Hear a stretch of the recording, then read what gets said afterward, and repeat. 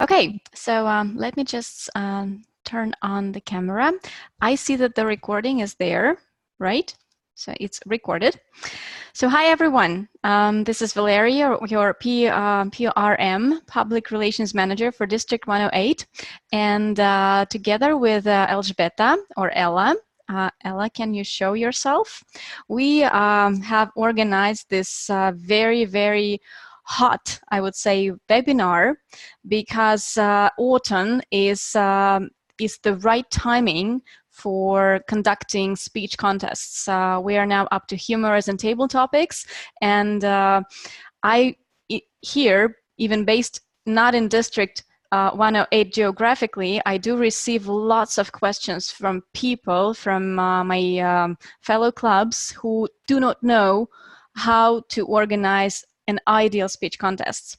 So I think this webinar would be a great opportunity for us to know the tricks and tips and secrets and failures not to perform them during the contests. So let me first introduce our participants and explain, hey Rafal, nice, and explain you the rules, how we're going to conduct this webinar in the nearest 1 or maybe 1.5 hours. First of all, let's discuss the rules of conduct. And the rules are the following. If a person is talking, and we'll be talking one by one, not in parallel, not simultaneously, please do mute the microphones, because otherwise we hear huge echo, like ooh, ooh, ooh, all the time, and it's not good. As soon as you want to talk, you can, if you are an expert, you can just switch on the microphone and start talking if you know the answer to the question, or if you have a question, please do raise a hand. There is a special option here in Zoom where you can say, raise a hand and say, hey, I want to ask something. And then you unmute and then ask something. We also have a chat. And at that chat, it's alive, and you can ask your questions there if you haven't asked them before in the online Google form that we have distributed a couple of days ago. So if you have any questions that arise during this webinar, please feel free to ask them, because we are here to answer all of them. Well, please do ask questions related to contests. That would be quite smart. Okay, now I would like to introduce our speakers and experts to you, because we have 6 of them here, and I'm not counting myself since I'm just a moderator or a facilitator. So let me first introduce Elżbieta Anna Flutowicz. That's our Area A5 Director, who is the main organizer and I would say the initiator of this webinar. So welcome, Elżbieta, and she will also moderate this webinar.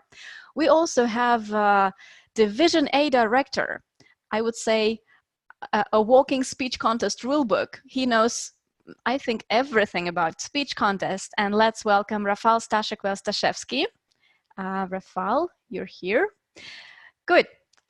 And then we also have Federico Navarrete.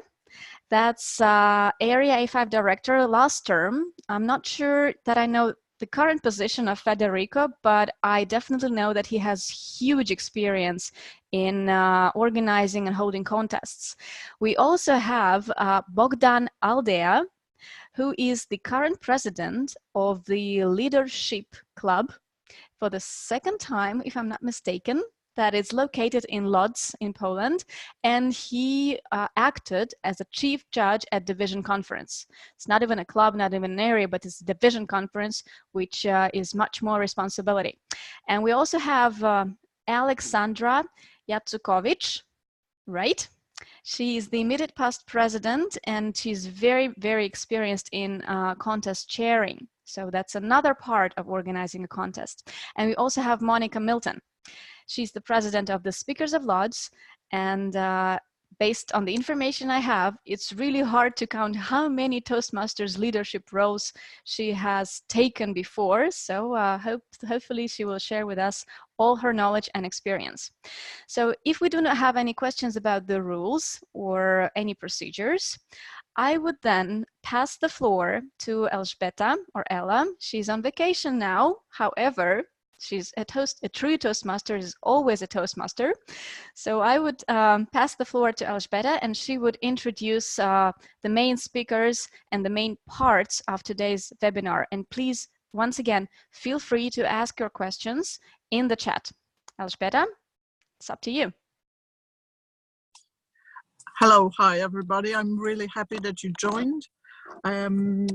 As you can see, I have a bit strange background and also the light because actually I'm on the parking and we are in Wrocław, so still we didn't reach the destination. However, as we are always saying that if you're a Toastmaster, you have any activity, you are just take it right away and adapting the circumstances just to fulfill the task.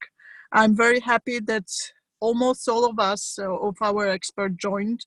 I only got information from Ola, from Alexandra in last moment that she will be not able to join, but I'm very happy, Monica, and also of course Gabriela and Federico, Bogdan, that you joined. Thank you, Valeria, for organizing also from the part of the really great vision as a PR specialist. You are really great, doing great job. We were thinking about the agenda and we were focusing on the 3 main points because I think these are the crucial one. Just to start the discussion, it would be really great that you could answer the questions, but also share your experiences in every of those 3 fields.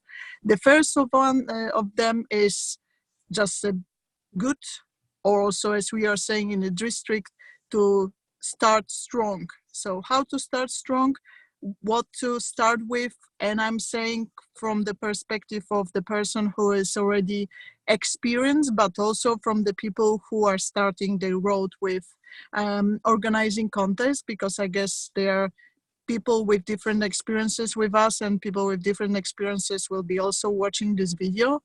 Another point is just to talk about the rules. So the crucial rules that are important about the contest, not only to play fair, but also to organize it, that it will be counted, that it will be according to Toastmasters rule as it's supposed to be. And the third point is tips and tricks. So any very important tips that you can give us so that you could share, it will be really great to hear it from the perspective of your experience. I'm sure you can give some main points to focus on. After every part, every 3 point will have the part for questions and answer. So you can still write on chat or just raise your hand, as Valeria was saying, just to ask or to say something. And definitely I recommend to mute your microphone if you're not speaking, because then you will not have this echo that we had at the beginning. So really great and really excited to hear all this great knowledge and experience that you already have. Thank you. So that would be me again. That's Valeria. And we have the list of questions and we have very experienced people. And I would probably ask Staszek to start with and share with us his, Staszek, can we see your face? Yes. Share with us your experience and your best practices and how to start strong, as Ella has just mentioned. What are the first steps that club officers should make preparing a really good, really valuable, really precious speech contest, no matter table topics or humorous? What to start with? What other tricks? Tricks. First of all, I want to say that every contest is different about the club level, area level, division level, etc., and higher, because it have different energy. I think the hardest one to organize is the area one, but I will start as you want from the club level. First of all, it's very important to talk about the contest for a long period of time and make it in some way unusual, especially for people who are already some time in Toastmaster. I'm for more than 5 years. At every time when it's something different than normal, it means that it's more attractive. And for example, recently in my club, we have very special awards. And for example, the person who win the contest for humorous speeches received a knife because he was the sharpest one. And the person who had third place received painkillers to not feel pain because he was just third. And these small tricks make that it is much more meaningful, and people who receive something feel much better than just because they receive another medal. I have like 30 medals and they are just in the box. But when I receive a trophy of golden pretzel, I have it on my shelf because it's different. So always when you organize a contest, think also how it can be different. What is also great about making something different than usual is that for you it's also more fun than just having a normal contest. So that's one thing. Because we are currently in table topics, I want to share a very important stuff about table topics. Because I heard a lot of long, complicated questions. And second point, which put strong effort on something, and it should be not like that. It should be simple, but not give a lot of hints what to do. Because can you give an example of a good question? Yeah, and exactly one of my favorite questions was courage, and that's all. So brave, yeah, and it mean anything, but not everything. And then the speaker have the freedom show the great speaker, because then you need to realize very quickly a lot of things. And when you give very specific one, it will be more the same. And also, so when I organized the Polish Championship, I said perfect imperfection as a topic, and it was super hard for speakers. And it also showed the great speakers from very good when they have this very creative, but not giving a lot of question. To organize very good contests, if it's possible. I know also my experience from Warsaw, which is far different for all other Toastmasters, to get as many people outside, especially for judges, because then the people have concentrate more about the performance, not what they feel, how they like the speaker outside of the scene, which is very helpful about judging the person. I know that especially in Division D, it could be very hard to do it. So if you can, it would be great to have. And now I have idea if it's possible to have like online judges. It would be interesting. That definitely could be interesting. I've just remembered one question that I really loved a lot at one of our clubs, I would say area contests. The question was the quotation from Forrest Gump movie. And the question was, life is a box of chocolate. You never know which one you get. So it's not even a question, it's a statement. And then you have to develop and somehow work on it. So probably it shouldn't be even a question with a question mark at the end, but should be something that like, you know, with like, think about it. Think on how you would end this phrase. Bogdan, maybe you can share what are the strongest starts, how to find the probably best chairs, best chief judges. What is your trick? What is your strategy? Hello, everyone. And I would say that planning ahead, sorry, maybe it was, I think, already mentioned that to think in advance and try to lock the key roles way ahead, so people can start preparing for their roles, and making some backups. Yes, think all the time what if something is going wrong, what do you do? So when you have a backup and you're prepared, then you will know that the first part, which hopefully will not require to access the backup, but the first one is much more prepared, and because you think it more, you analyze it from different points of view. And another thing I would say, to challenge yourself with other people. So even if I was a chief judge, and the chief judge should be the only one which knows all the judges and keep it secret, but that doesn't stop you from having a team or somebody else with you to be able to ask a question, to discuss. So don't keep it only for yourself. And because no matter how no matter how advanced you are, it's always there's somebody else will have an idea which you don't have. So if you check yourself with somebody else, that is, I would say that that is as strong as you can be. Is that answering the question? Pretty much so. Can you share any situation where you definitely needed a backup? Like, because sometimes you plan backups and you just don't need them, but sometimes they really step up. So how often does this happen in your experience?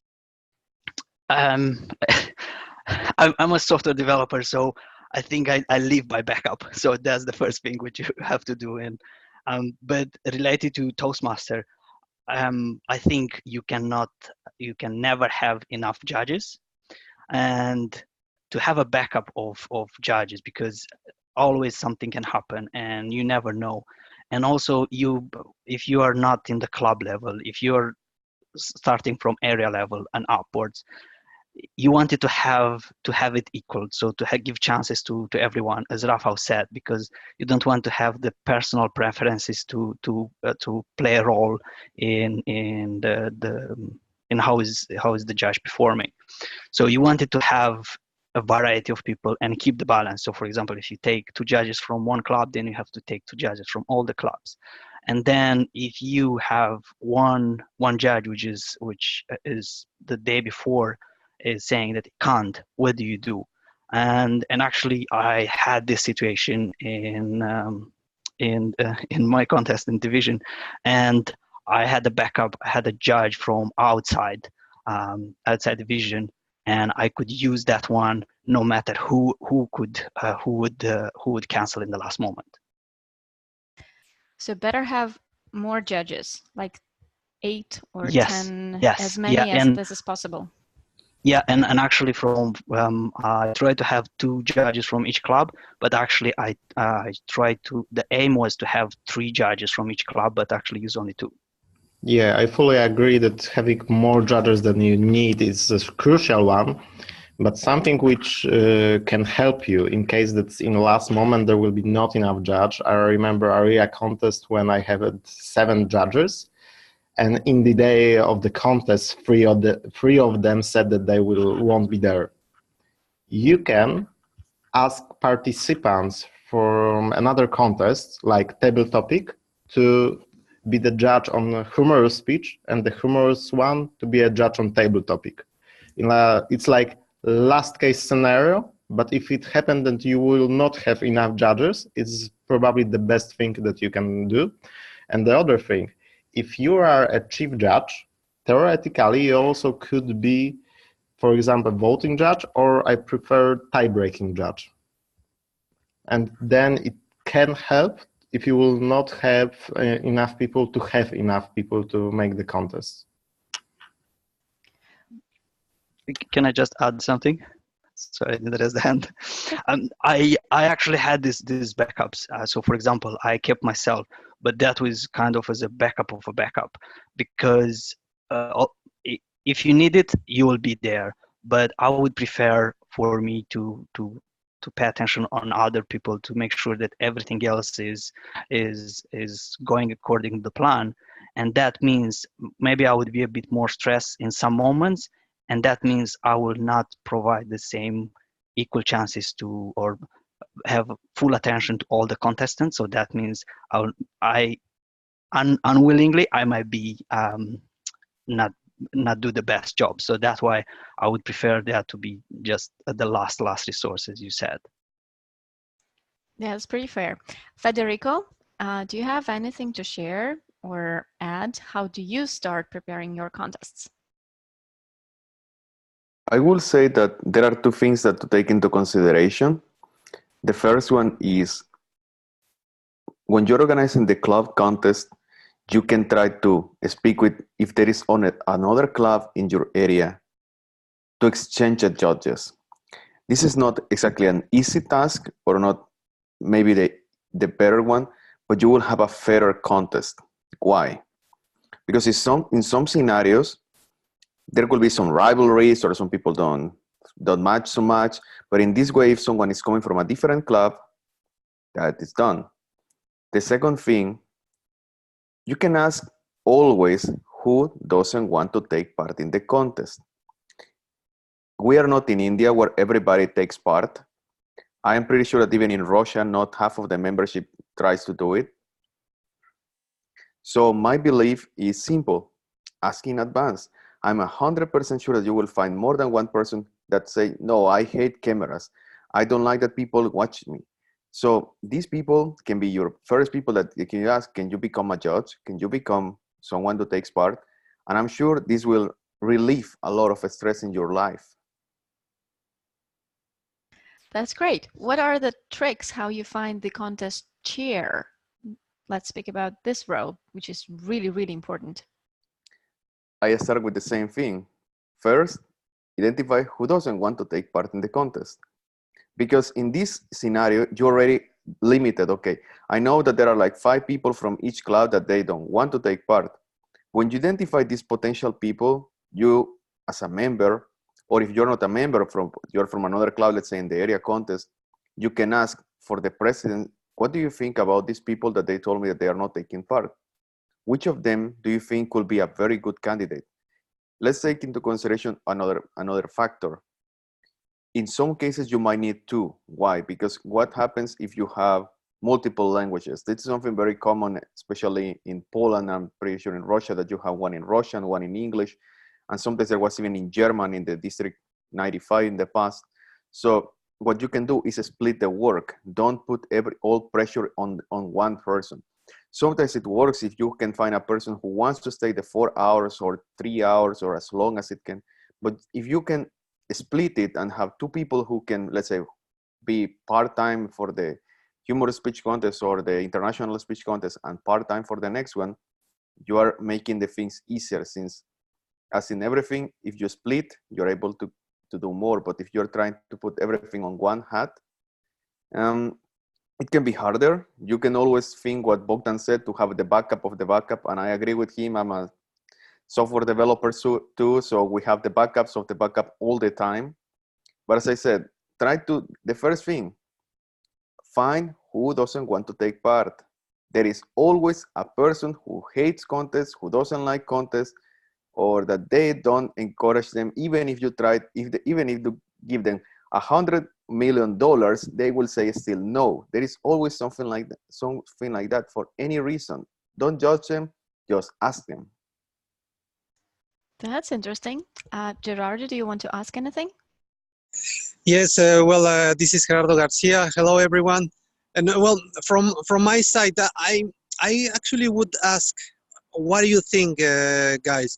In this case, don't you think that pathways has been reduced the encouragement for participation or to take these roles in the contest? Because in the previous program, it was mandatory that if you would like to complete leader CL or advanced leader bronze, you need to take these roles. Pathways in this case is not encouraging to take these leadership roles. Maybe it's a perception wrong, but I wanted to ask that because I could see it in the last contest in clubs in area that it was struggling with that, especially to find specific roles.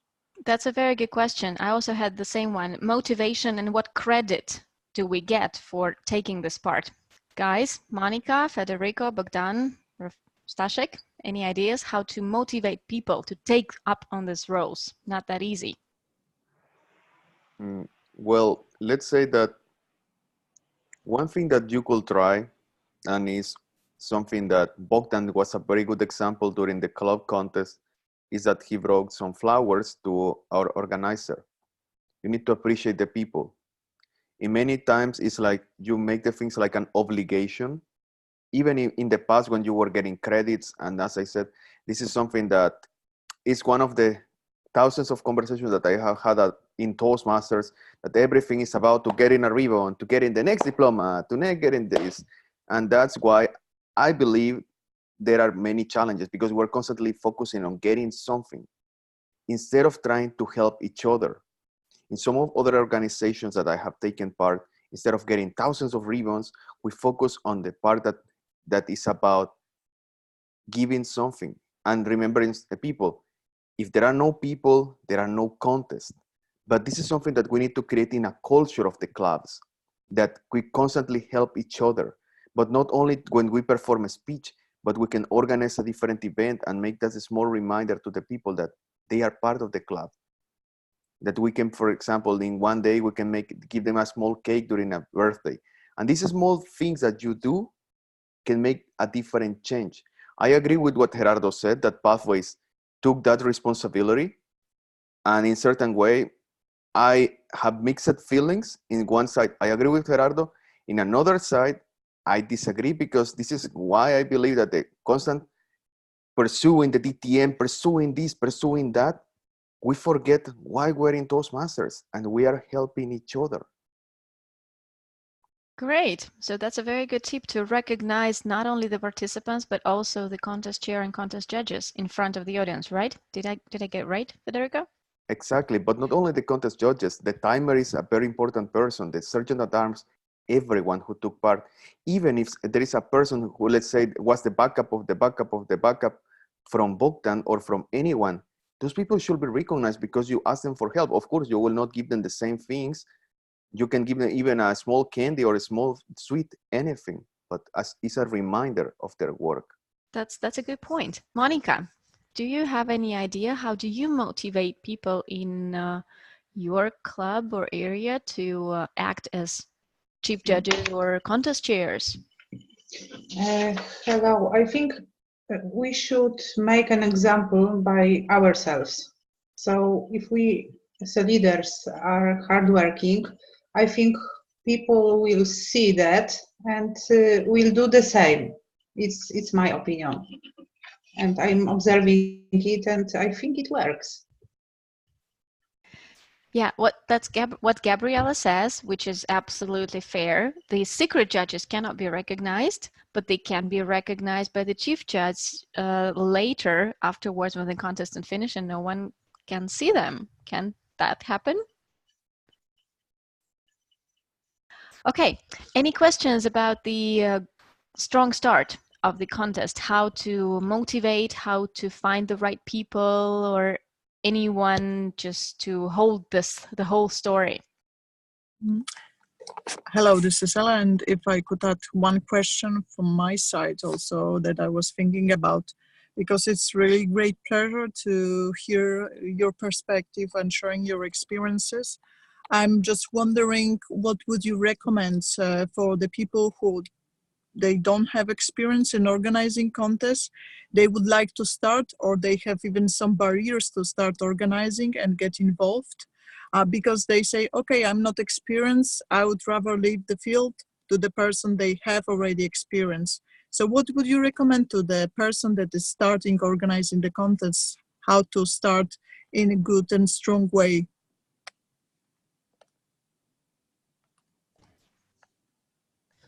Ella, who are you asking? Point the maybe I would ask a question to Monica because she's really experienced, and I guess you don't have too many occasions now to share your experiences.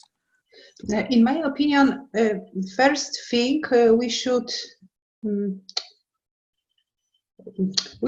visit more experienced club if we are starting and putting our first steps. First to observe, and then we can talk with people more experienced. In Toastmasters, everybody is really helpful, so I think it's a good possibility to share our experience. So it's my tip for people who are starting. First visit, observe, and talk with people. I think it should work. Okay, great. Thank you very much for that. And do you have any other tips, Rafał, Federico, or Bogdan? Yeah, I would add something to this question. Sometimes it's really hard to find support because if the club is new and the officers are not very experienced and they have never been to other contests before, who do they address? Who is the main person to talk to and find the right answers? If they read the speech rule book, and we are reading the speech rule book every year, and still it's not 100% clear. So who is the right person to ask?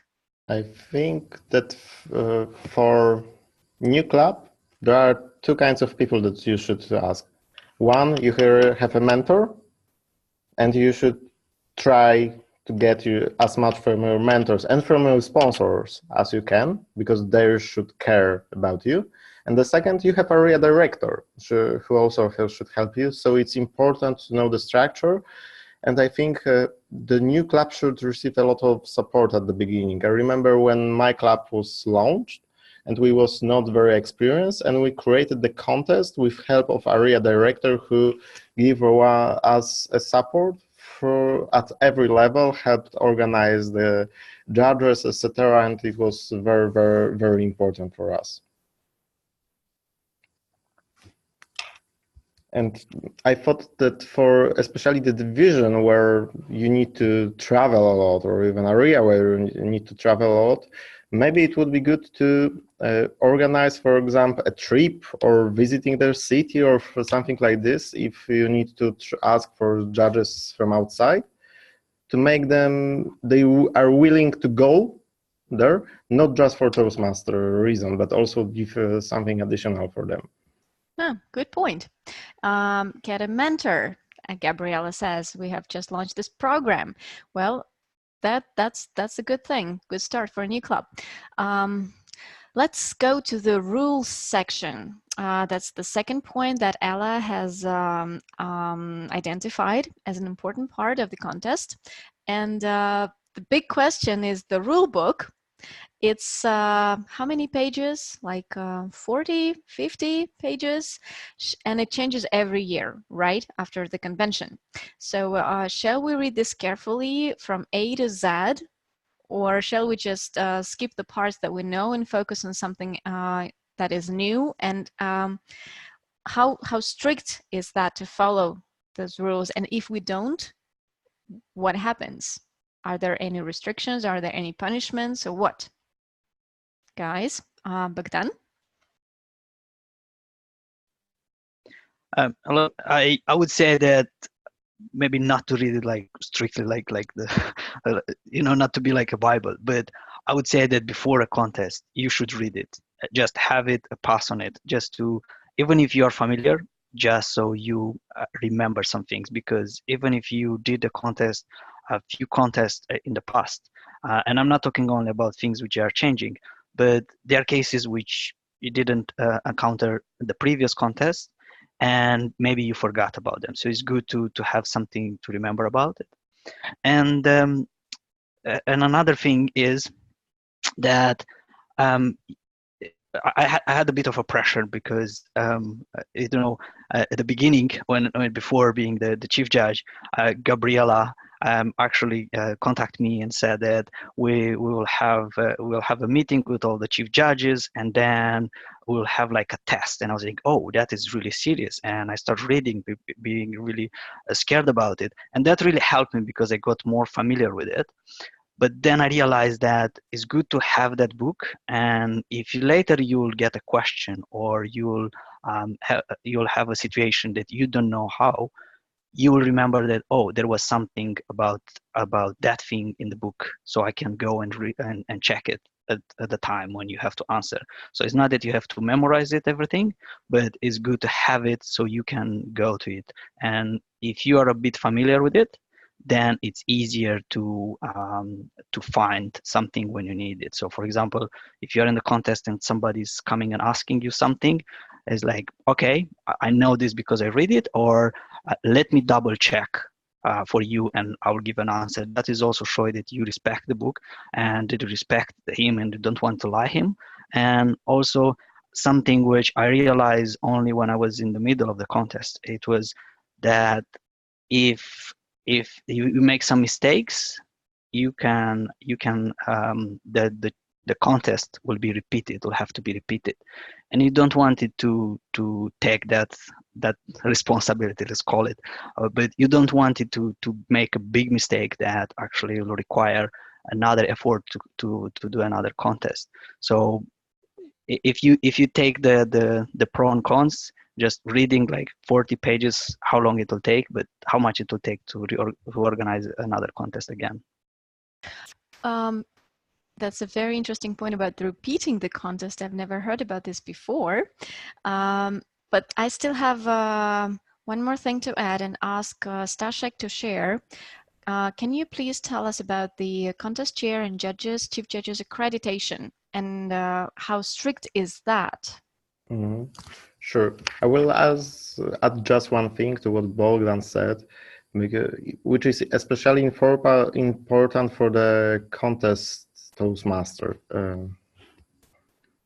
contest chair, to repeat for every speaker the same environment. So try to make the same applause, say things in the same manner, not make jokes, don't add something to the speech, to make an environment really very similar to each other.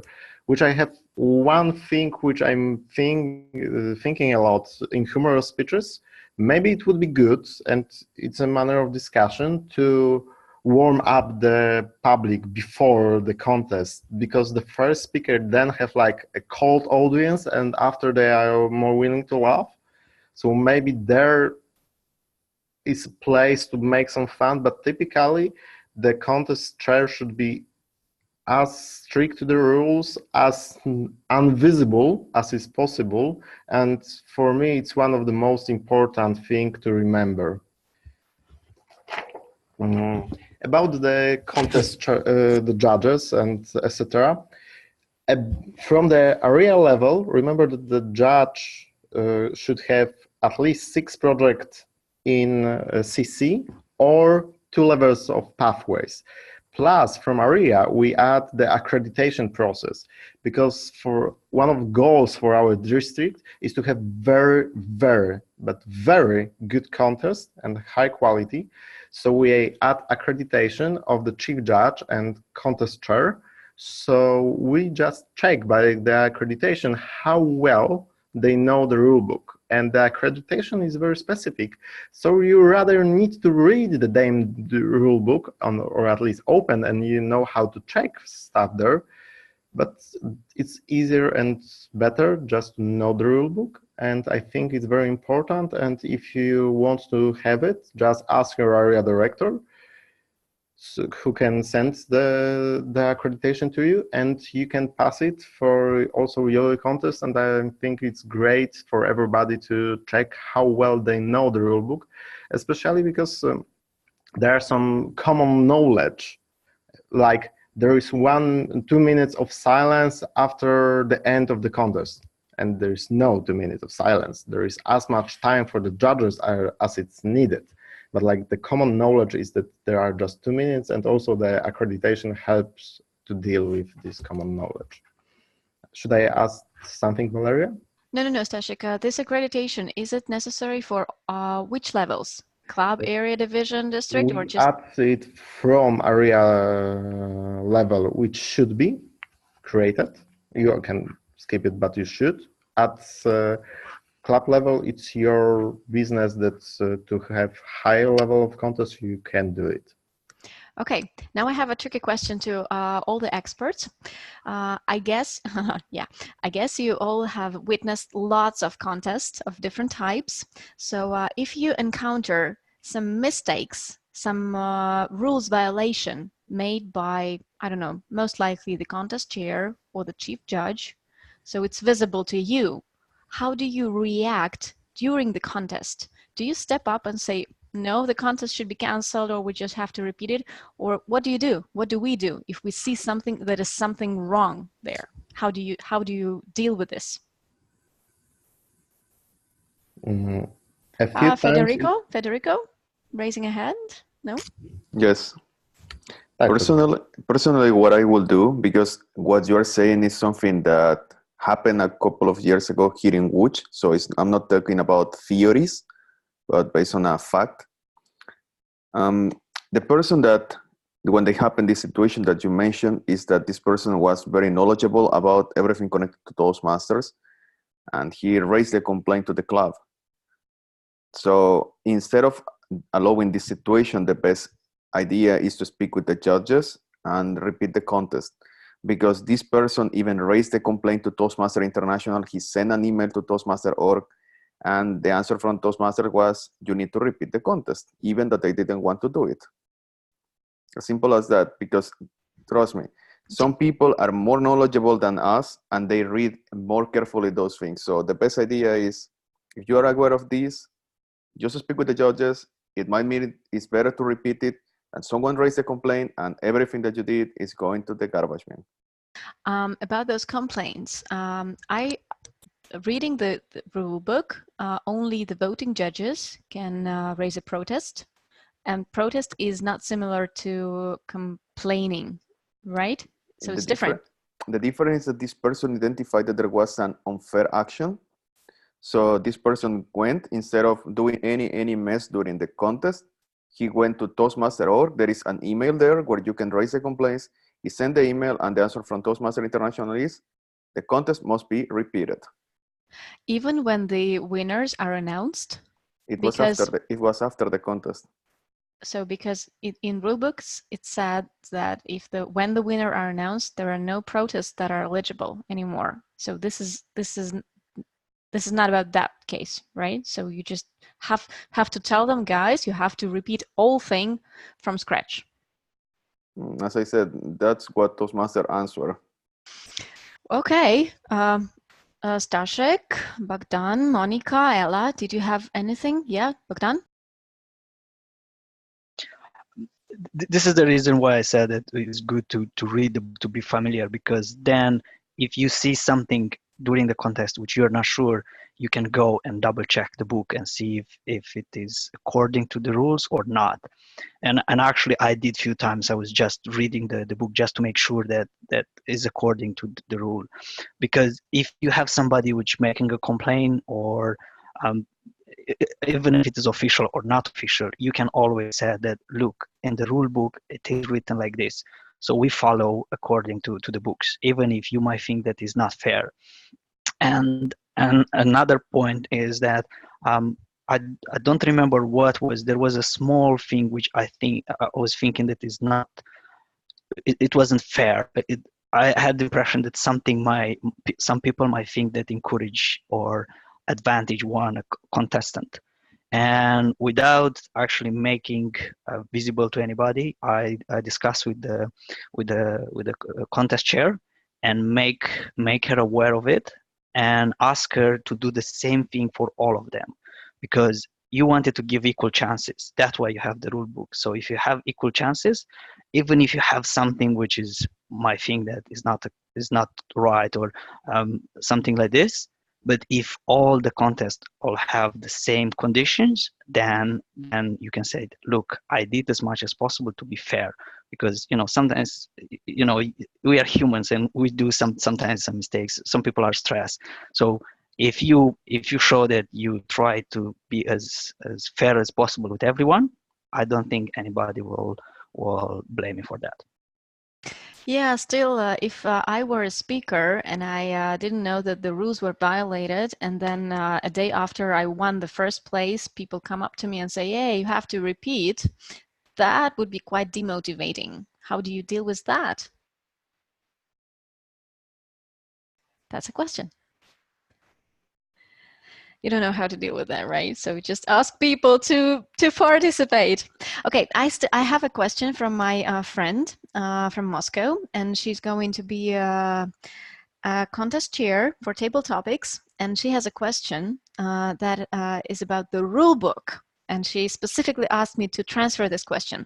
She says that in the new rule book, there is no mentioning that for table topics participants, 30 seconds are given to think about it. So it's sad that they should start the moment they are introduced to the public. Is that true? Because before that, we allowed the table topic speaker participants to have up to 30 seconds to think on how they would start their discussion or their speech. So is this true that they just eliminated this 30 seconds lag or something? Do you have any knowledge about that, guys? I don't remember that it was deleted, but I will just check it and then we'll be sure. I would say that F6.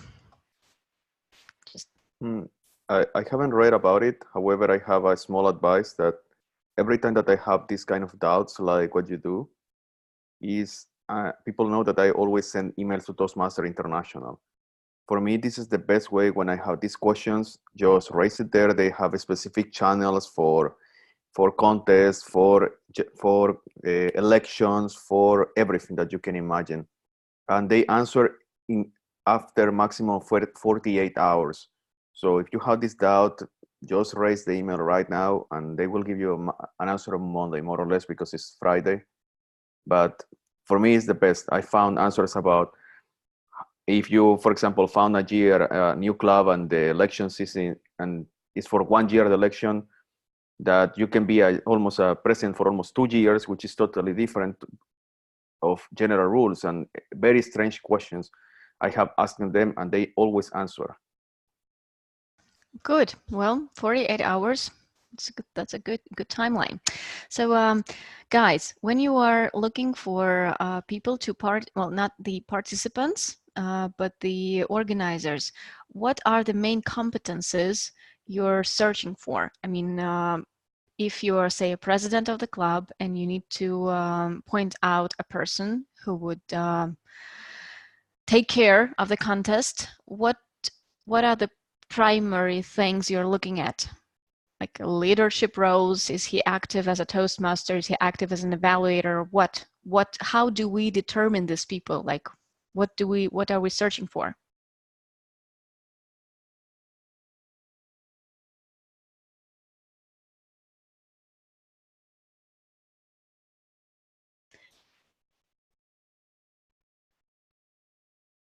Bogdan, can you speak? Yeah, I would say that, you know, it's taking time to organize a contest. It's taking time to take a role. It's taking some energy from you.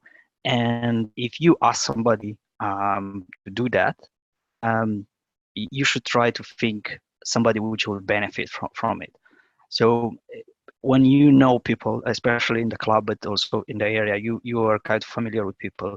You know them. You meet them quite often.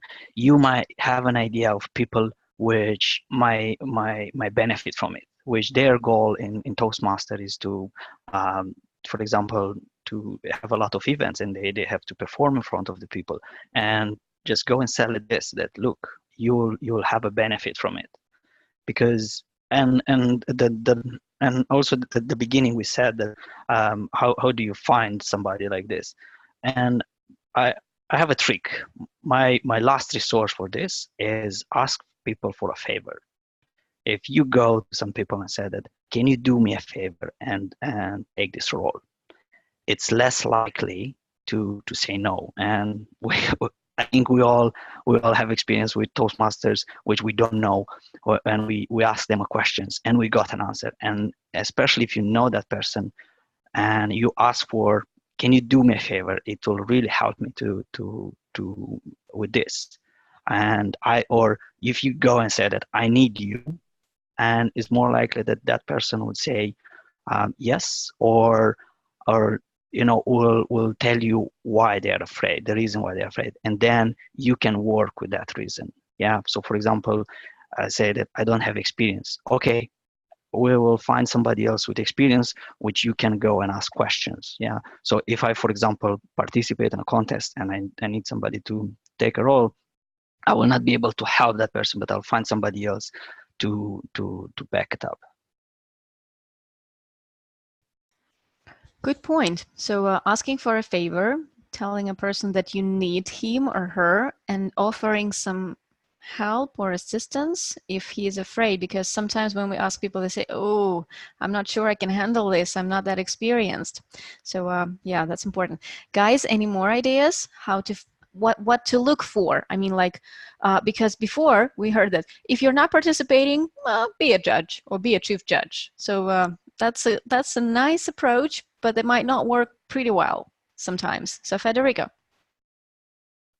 I have other idea that can complement the one from Bogdan, and is not only to ask for a favor, but when you have someone that is not experienced, we always speak about delegate, but we often relegate. That is the bigger mistakes that we perform, because most of people don't know the difference. When you delegate, you support the person, you monitor the things. But when you relegate, it's like, okay, you are going to do this and I banish. So when you are supporting someone, and for example, someone is inexperienced, you can support and give some hints, some ideas, be there, not disappear, like banish. Remember that delegation and relegation are different, and we constantly just mix them. Cool, thanks. Any other questions or ideas how to approach the right people? Can I just add something else? Sorry. Sure. We had some like after each contest, what we are trying to do in our club, have a retrospective. So basically take all the people involved, the contestants, people that took roles, and try to see what went well and what would improve.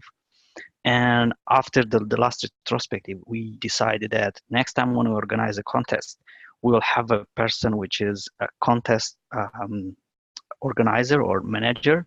Basically is not the contest chair, is not the chief judge, but is a person which is overlook the contest.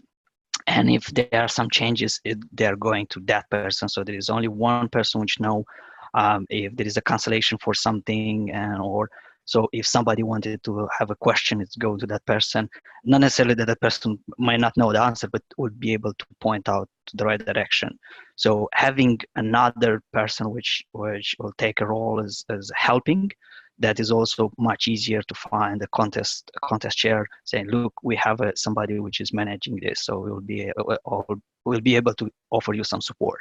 Wow, like a big brother who's Yeah. watching you. Very cool. But it's not against the rules, right? Because on the rule book it said that the contest chair is responsible for everything. Yes, but what if the contest chair is canceling the last moment? Who's taking? Yeah, that's the backup. That is the backup. But who's organizing the backup? So that way you need to have one person which is doing, because in that moment, this is actually what it happened in our club, that the day before the contest chair canceled. So we know how we prevent these things from happening again, because that person didn't let us know in advance. So if we would have somebody dedicated for this, we would find out earlier and we'll avoid some stress. So meaning that you do not put this to the Vice President of Education, because in my Moscow club, the Vice President of Education is responsible for finding the chief judges and the contest chair, but it's the third person, like the contest supervisor or something. It can be, but the Vice President for Education might take part in the contest. So then you wanted to avoid these things, like this conflict of interest. So there's another secret role, right? So it's not in the rule book, but it's there. No, is more as let's say that is somebody which have a bit more experience, and somebody which can offer some support. So it's not that is against the rule. It's just you can have somebody to. No, I'm just kidding. I'm just kidding. How do you motivate this person? I mean, like he's in charge of everything, literally. Like if something goes wrong, he's in charge. He's responsible. How do you motivate this person? As I said, try to find somebody which will gain something from that, from organizing. So you know, if you know people, you know also what they are doing in professional life, and trying to sell it is like, look, that will help you to do that, and also, as I said earlier, you can ask for a favor. And flowers. And also something which we did in which we are doing in our area, because we are quite we are trying to help each other. So we are, for example, doing, look, I'm taking this role in your contest, but I need somebody to take this role in our contest. So, you know, doing favor exchanges, because also if you go to somebody and ask for a favor, that person, you have to be aware that that person might come and ask for a favor in exchange, and you have to be prepared to say yes. Good. Thanks. So I guess we're done with the second part, definitely. Do we have any questions so far? I see some interesting things in the chat, but I will transfer this to my people in Moscow. Ella. Yes, I would like to ask the question that might sound rhetorical. However, I still hear this kind of question or discussion about this topic. So why is it really so important to check every year the new manual? I had heard even some rumors that there are the manuals that were translated to other languages than English, and they are still used with the rules that were used this few years ago. Is it really, from your perspective, so important, even if it's a rhetorical question, to check the rules every year when the manual is changing and there are some adjustments? And I would ask maybe Rafał, I saw your presentation with all the rules, so could you share your thoughts about it? Yeah, first of all, there are always dots in each rule book which show in which point there were changes. So if you know the previous year book, you don't even need to read the whole new rule book, which is much easier. But I still think it's worth to read everything again just to check if we remember everything properly, because it's about the curve of knowledge. We forget 90% of our stuff in a few weeks. So even though you organized a contest a year ago, you probably still forget a lot about it. So it's good just to remember again what you need to do. It's like a checklist. Or the procedure. You still check the procedure in work, and if you don't, you often you often misdo something because you're overconfident about what you're doing. So that's one point why it's important. The second one, it's important to know what are the changes, because if you advance in the next level, then the people will definitely read the manual, and you may do something which is against the manual, and you may be kicked out of the contest, which is much better to know what you need to do before you join the contest.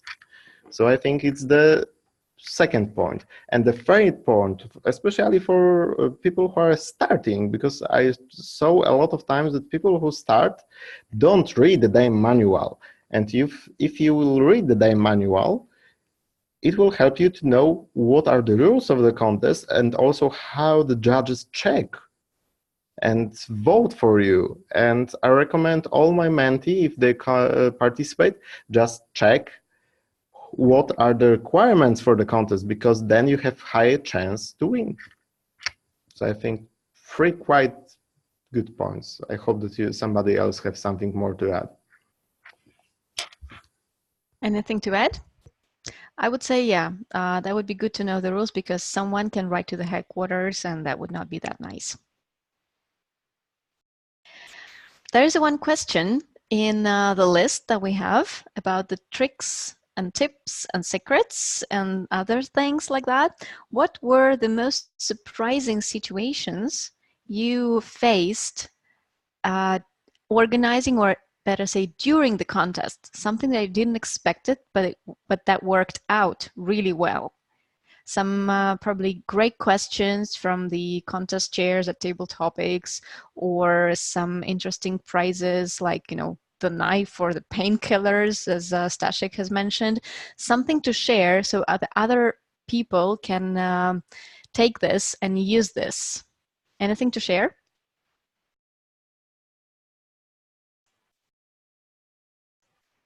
Guys, you're here? Monica? Yes, I'm here, but I don't have nothing to add in this area. But I have an idea to be more eco-friendly and don't print so much papers. It's my idea. So how do the judges put their points? Like on a mobile application or something? I'm not thinking about ballots exactly, but about all this paper we should prepare before the contests. So maybe we can do it by digital mode or something, something different way than we do now. Mm-hmm. Do you have any templates to share? Templates we have, but we should print it. So how? Okay. So how do we transfer them to the? Okay. Bogdan has the answer to this question. Actually, I had the suggestion from Monica that, for example, there is a form, I forgot the name, when you add the points for when you read the ballots, and you have to put the points, and then you counter tally sheet. Yes, and that one you can use a spreadsheet, and you don't have to print it, and you avoid mistakes. But what if something goes wrong and you have to show this to people?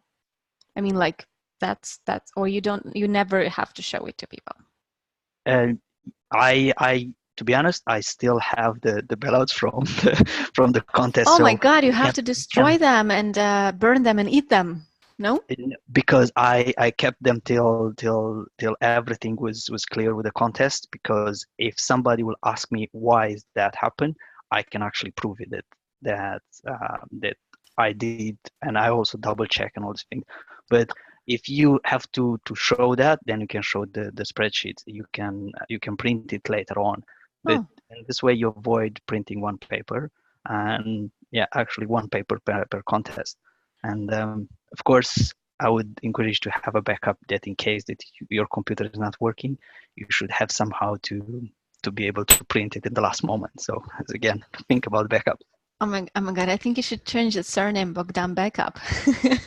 Okay, Rafael had something to add, right? You were raising your hand. Yeah, I said it on our DECM, but I think it's very important that there are some moments which are too long and you should remember about them. And one of those is when their ballots are counted. And then it's a moment when you can present to the speakers the participation diploma. Or if you want to save the environment, don't make this diploma, because after the contest, probably all the people will just put it in the shelf and forget about it. What about the nice picture with the diploma? But it's theoretically for the nice picture, so that's why I still printing them. But it's the moment when you can save some time. Second, if you have separate room where the ballots can be counted, you can make break instead of prolonging the time. So it's about the environment that you have, if you could do it or no. Third thing, typically the moment of interviews are boring, especially if you ask the same question all over again. What's your motto? What inspires you? What's your biggest achievement? So the all stuff from the bio. So instead of reading the bio, you can think about more creative or something. For example, at last area contest, because we needed to wait longer, we started to make improvisation games and engage the public, which was fun and energetic. And you could think about something like this, for the break or moments of the ballot counting, so the people will feel better. And it's very good trick how you can rescue the atmosphere for rescue. Yeah, because I think sometimes the energy then is very low. okay, could be. Ola, did you have a question? You were raising your hand. No, I didn't have a question. I wanted to refer, first of all, sorry for being late. And I think that what Monica meant was all the eligibility sheets, I guess, because we have to gather them before the contest, and it's a lot of papers, actually. Right? Is that what you meant, Monica? Oh, I don't know. She doesn't reply. Yes, but... yes, exactly. Yeah, okay. So it I was think eligibility forms and these kind of papers. yeah, exactly. So, and if you have, for example, in the club level, you've got 4 contests, right? Polish and English ones, for example, and speeches and table topics as well. Then you've got a lot of paper for each participant. But I think that you might solve it asking the participants to send it via email earlier, or ask them to print it themselves and bring it with them. And that might be easier. And then you don't have so much work. Maybe that would be some solution for that. And if it comes to what Rafael said about these contests for the audience or some improvisation games, yeah, I did participate in 2 conferences like this, 2 contests like this, and during counting the votes, there were some table topics, I guess. That's how we could how we could call it. And yeah, it was really fun. So yeah, that's a good idea, because listening to the answers of contestants sometimes might be a little bit boring and a little bit tiring, I think, for them as well. So such things would be something energetic. Yeah. Good. Thank you for sharing, Ola. You have been an organizer or a contest chair or a chief judge. What was the role that you took? Yeah, I've already been chief contest chair, and I had also a role that Bogdan mentioned, contest manager, I would say. The big sister. Yes, exactly. Which was exactly as you said. It was a huge responsibility, because I had to take care of contest chair and the chief judge as well. But luckily, Bogdan was my chief judge then, so it was way easier then. So yeah. Thanks. Great. I'm not sure if we have more questions. Ella, could you please double check? So I would probably have one last, or maybe the last but one question about some really creative prizes, because that's great that we take part as Toastmasters, getting better speakers and better leaders, but it's always great when the contest has some zest. As Staszek has mentioned in the beginning, something special, something peculiar, something that people expect, that something like will pop up at the end and like will cheer up everyone. So probably you might want to share some experiences of great recognitions, so that we can just steal those ideas. I would share mine. They're not mine actually, but I remember we were awarding people with really cool books, some really nice certificates and board games, especially at table topics contests, because there were some board games with questions, spontaneous things. So people just not only got their certificates and the ribbons to take a picture with, but they also got something to share, to remember, to play with. So can you share, like asking everyone, if you have ever been at the contest or organizing, what were the best experiences of the recognitions and prizes that you have witnessed? Feel free to raise your hands. I guess people are thinking.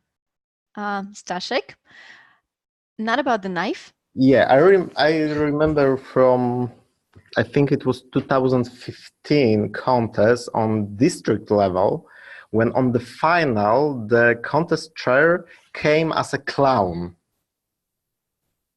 That was K.S. Bros. Yeah, exactly. Yeah, I remember him in You Prague. were there?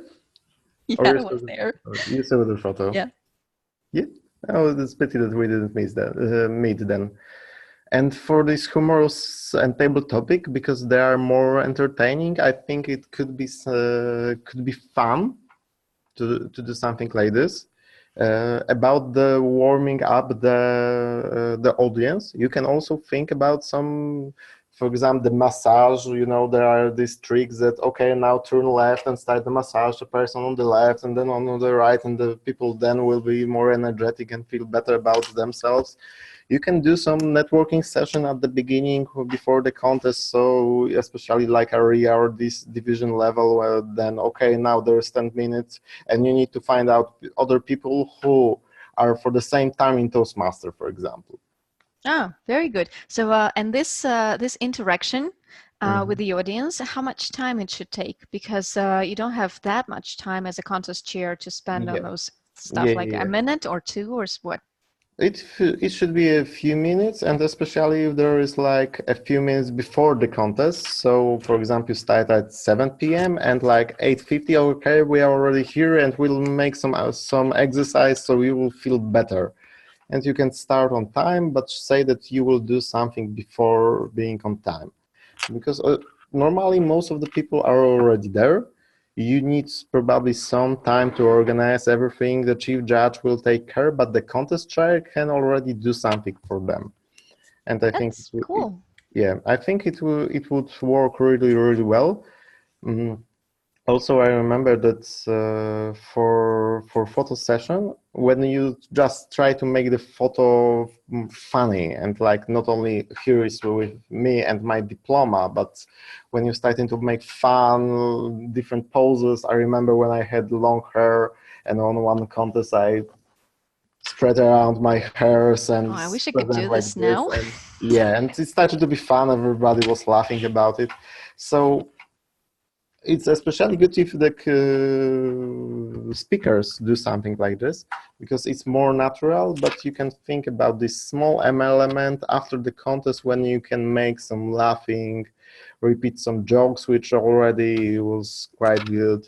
Mention about the after party after the contest, so that everyone gets painkillers. Or started to getting drunk at the or no, don't forget it. Okay, anything else to share? Thanks, Dashik. Any other really nice tips that we can steal from you and use? Yeah, I can see that Dovila is raising her hand, so can you share with us?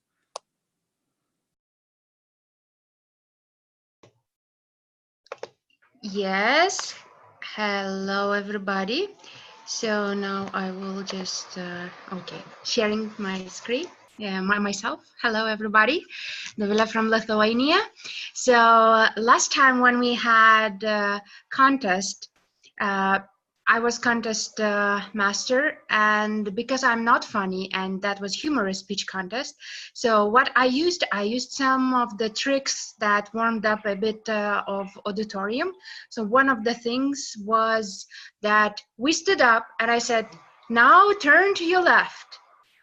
And everybody were smiling because they kind of knew what will happen, and Rafael just mentioned it. And I said, do you know what will happen? And everybody said like massage. And I said, no. So please take your neighbor's ears, these parts, and touch it like this, to have massage for your ears. Everybody like crazy start laughing, and they actually, because they got kind of awkward moment, but everybody was doing that, so it was very comfortable for everybody.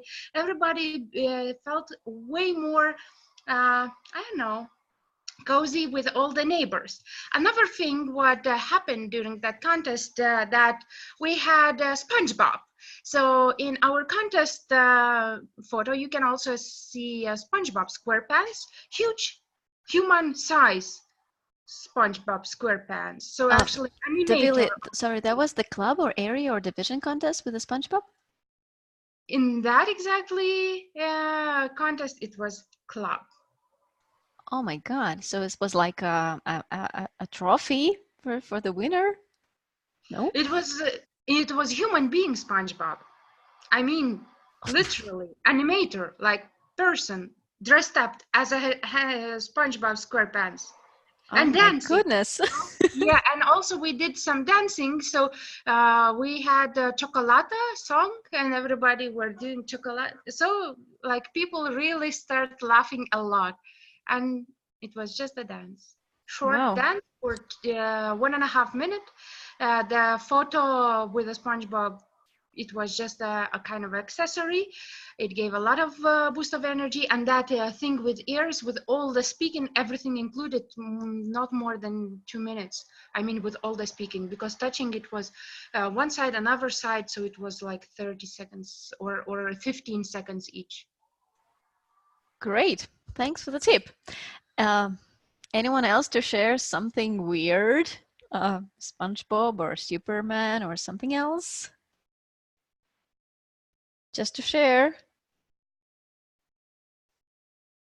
I remember the meeting. It was not the contest, but it could work as well. When my friends stood up as Winnie the Pooh and other cartoon characters, so you can try it.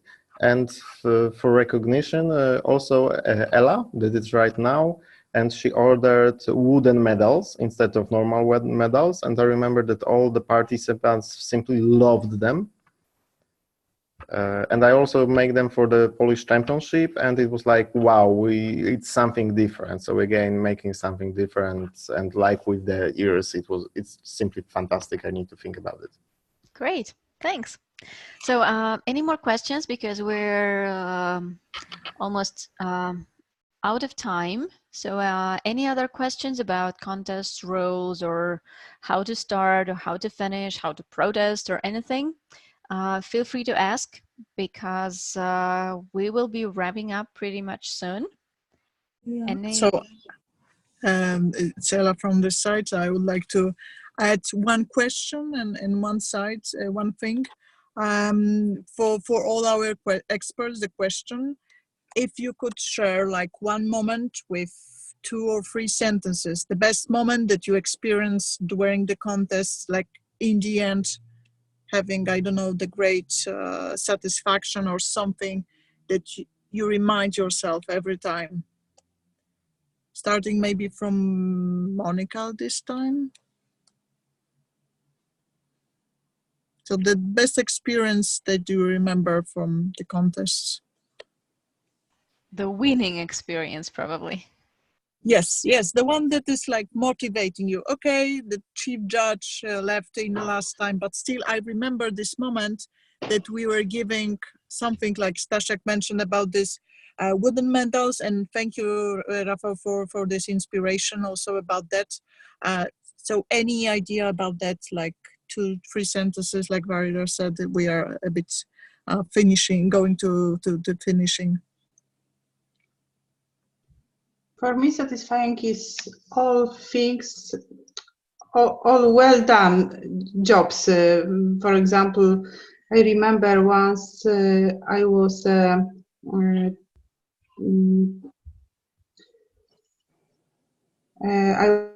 in Warsaw, and I remember I won the contest. So as a participant, I have a very well and nice experience from well-organized contests as a participant, not an organizer, because more times I'm an organizer, but I'm thinking about a point of view of participants. So I think it's from my side. Federico, Bogdan? Anything really strong to remember, something that, you know, like stamped in the brains? I have a memory which I think I will remember all my life now. So when I was a chief judge, and the moment when we announced the winner of the last contest, and we give the awards, and I could see that everybody was smiling. That was the peak of you know, like, that was the best reward, because I was paying attention all the contest till they announced the last one, to make sure that everybody is happy, and you know that there are no like people are sad or they think that we didn't treat them equal, because that was my main criteria, to make sure that everybody had equal chances. So the last moment when I saw that that everybody smiled, then I could also smile, and I think I'll remember I remember all my life the three winners and how they were staying and everything, how it was the background, because that was, I think, the best reward which I had. Wow, very motivating and positive. Oh, I see Kalin Galea in this chat. Kalin, are you here? I remember you being a chief judge at the district conference, if I'm not mistaken. Can you share some really nice memories or experiences with us? Yes, I'm here. Can you hear me? Yes, we can hear you. You're here. Yeah, sure. I don't remember exactly when I was. I think I was judge at district level. And in Prague, you asked me to be a judge. I remember that really clearly. I think it was a semi-final, but not clearly. It was not a final. Well, still whatever. That was a district level. Yeah. Exactly. What do you want me to mention about that part? Anything you would like to share? Now we're talking about some really cool memories or maybe some interesting tricks that you used. Yeah. I remember in Prague at the district conference. I think that Dirk Bruckner was chief judge. And what I liked very much was the judges briefing. There was one judge for each division, and if I remember well, there were 12 divisions in the district 95, former district 95, and the briefing was organized professionally with everything. Everything in order, with forms, with everything he said. And at the semi-final level, I don't know,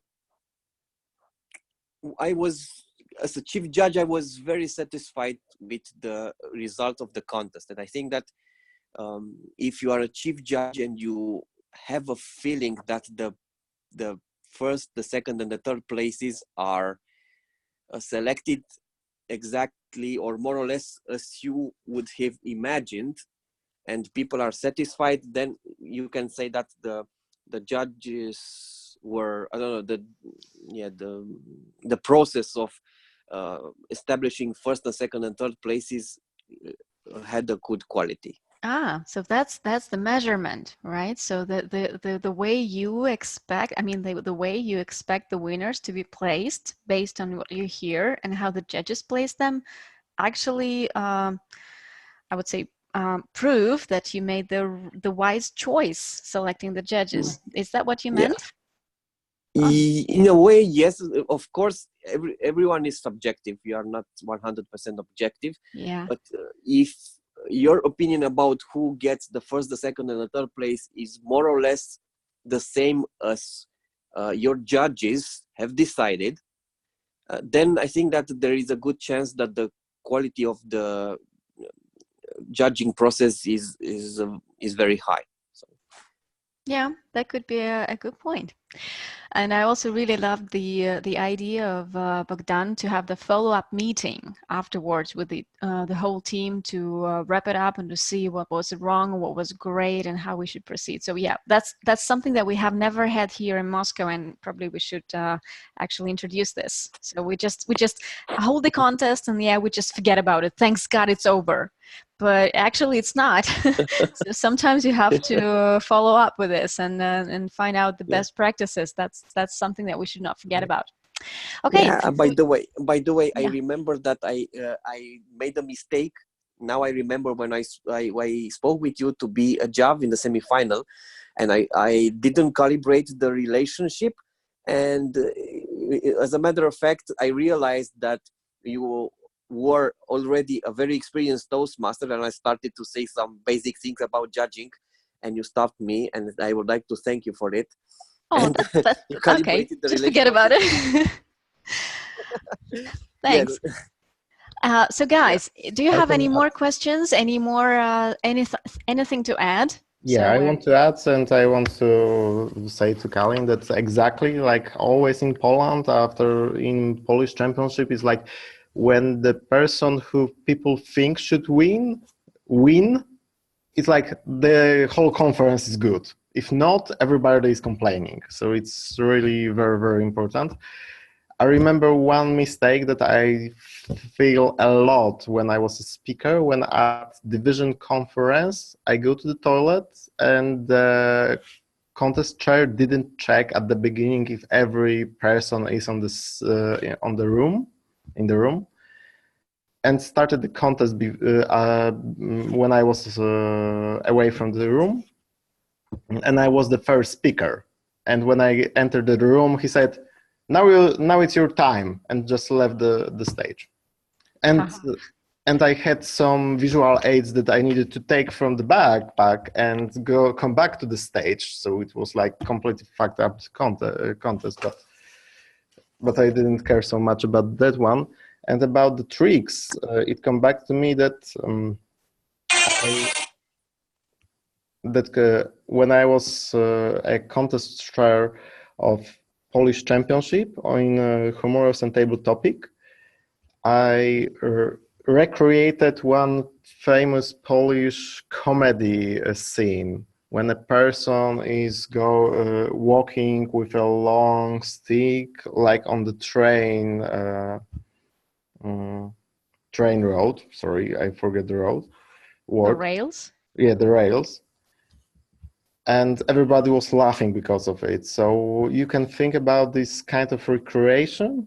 And it was like just one visual aid.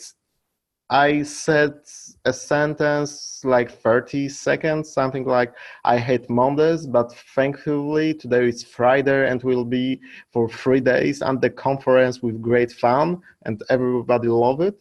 And I remember that a lot of people after the contest just said that was fantastic contest, the table topic was great, you were so confident, and we love what you done. And I think it was really, really great, and something interesting at the beginning will make the contest great and people will feel the atmosphere.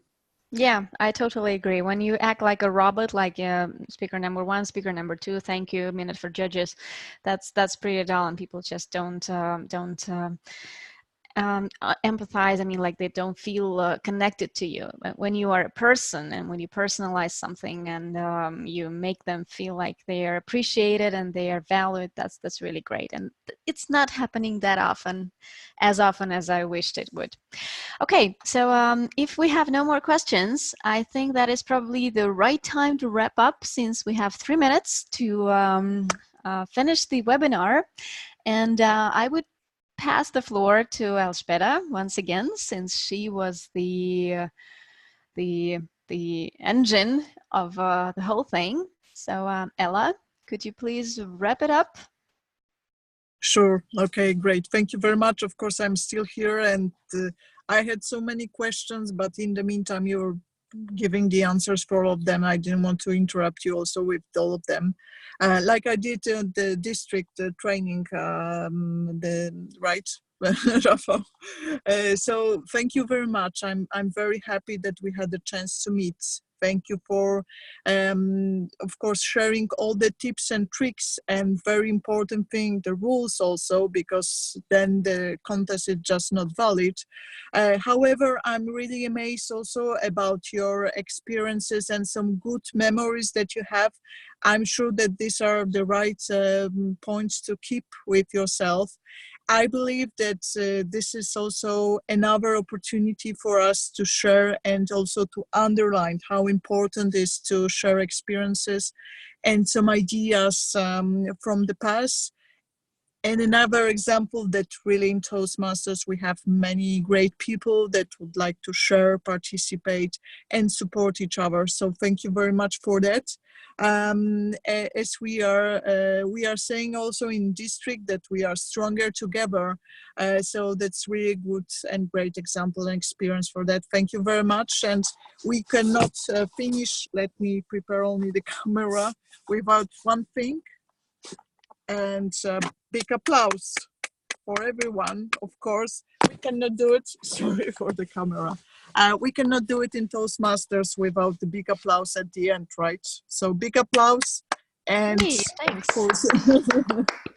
and of course, enjoy your evening.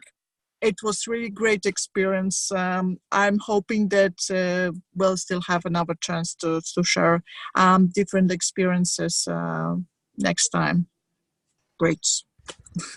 Thank you, Ala. Thank you, everyone who took part. Thank you, Bogdan. Thanks, Federico. Thanks, Staszek. Thanks, Monica. Thanks, everyone who asked questions and shared his experiences. And we'll have the recording available pretty soon. So if you want to share this with your peers, your officers, your fellow club members, or someone who would ask a favor for, like, being a chief judge or a contest chair, feel free to share the link to the webinar. Thank you once again, and have a great Friday and a great weekend. And thanks, Elżbieta, for initializing the whole thing. Yeah, greetings from Wrocław for some kind of parking in front of McDonald's. Greetings. Thank you. Bye-bye. Bye.